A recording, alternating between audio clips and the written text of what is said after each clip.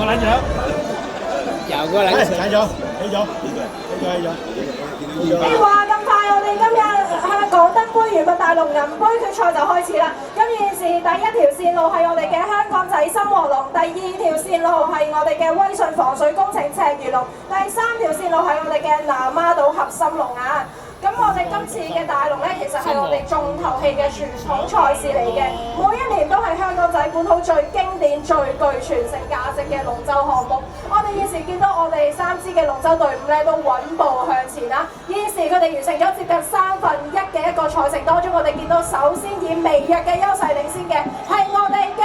1號同2號叮當碼頭嘅香港仔深和龍以及威信防水工程赤魚龍，但係現時都賽程仍未過半，大家可以透過調整佢哋嘅食水深度同埋嘅掌嘅頻率咧，我哋見到實行反超。但係現時我哋見到大家都陸續加快大家嘅一個鼓聲，我哋見到暫時係1號香港仔深和龍稍為領先，其次威信防水工程